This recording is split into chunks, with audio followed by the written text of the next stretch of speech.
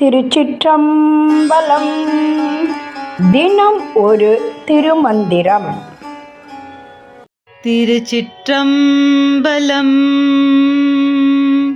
மலங்கள் ஐந்தாம் என மாற்றி அருளி தலங்கள் ஐந்தால் நல் சதாசிவமான புலங்களைந்தான் அப்போது வினுள் நந்தி நலங்களைந்தான் உள் நயம்தான் அறிந்தே. திருச்சிற்றம்பலம். மலங்களை தாம் என மாற்றி அருளி என்ற பாடலை இப்பொழுது காணலாம்.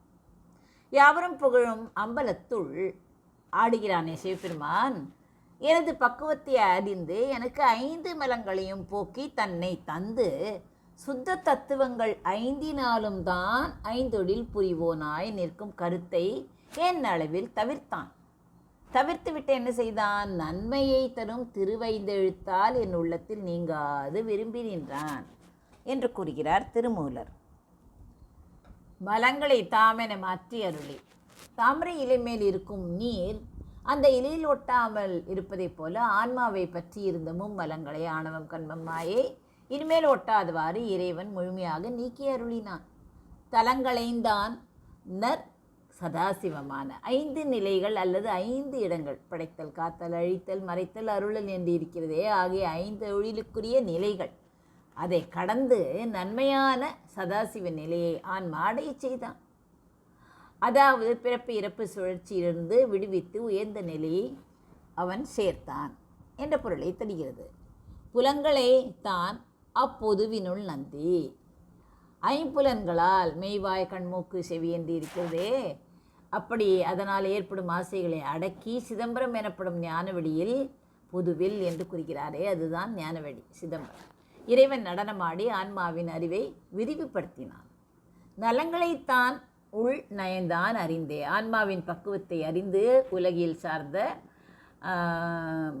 தற்காலிக நலன்களை நீக்கிவிட்டு பேரின்பம் எனப்படும் அழியாத நலனை இறைவன் வழங்கினான். என் உள்ளத்தையே விரும்பி இடமாக கொண்டு அதனுள் புகுந்தான் என்று கூறுகிறார். தாமரை இலை ரகசியம் என்ன? தாமரை இலை தண்ணீரிலேயே தான் இருக்கிறது. தாமரை இலை எங்கே இருக்கிறது? தண்ணீரில் தானே இருக்கிறது. ஆனால் தண்ணீர் அதன் மேல் ஒட்டுவதில்லை. அதுபோல ஞானம் பெற்ற ஒருவன் இந்த உலகிலேயே வாழ்ந்தாலும் உலக ஆசைகள் அவன் மீது ஒட்டாது. இந்த நிலையை இறைவன் அருள் மூலமே பெற முடியும். இறைவன், அதாவது நந்தி என்று கூறுகிறோமே, ஒரு ஆன்மாவுக்கு அருள் செய்யும் முன் அந்த ஆன்மா உண்மையில் உலக ஆசைகளை துறந்து விட்டதா என்று அறிந்து பின்பே உள்ளே புகுவார். மாணிக்க வாசகர் போன்ற அடியார்கள் வேண்டத்தக்கது அறிவோய் நீ, வேண்ட முழுதும் தருவோய் நீ என்பார்கள். அதாவது நமக்கு எது நல்லது என்று இறைவனுக்கு தெரியும். அவர் நம்மிடம் உள்ள குப்பைகளை சிற்றின்பங்களை அகற்றிவிட்டு தன்மையை பேரின்பத்தை கொடுப்பார். 5 புலன்கள் இருக்கிறது நம்மை வெளியுலகில் இழுக்கும் அந்த 5 புலன்கள். தலங்கள் 5 என்று கூறுகிறாரே, பிரம்மா விஷ்ணு ருத்ரன் மகேஸ்வரன் சதாசிவன் ஆகிய நிலைகள். ஆன்மா புலன்களை வென்று நிலைகளை கடந்து சதாசிவ நிலையில் நின்றால் மட்டுமே இறைவனின் திருவடி நிழலை அடைய முடியும். சுருக்கமாக சொன்னால், தாமரை இலை தண்ணீர் போல பற்றற்று வாழும் நிலையை தந்து நமக்கு தந்து விடுகிறான் அவன்.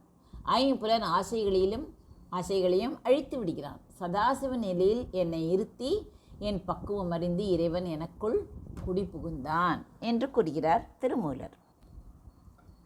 மலங்களை தாமென மாற்றி அருளி தலங்களை தான் நற் சதாசிவமான புலங்களைத்தான் அப்பொதுவினுள் நந்தி நலங்களைத்தான் உள் நயந்தான் அறிந்தே.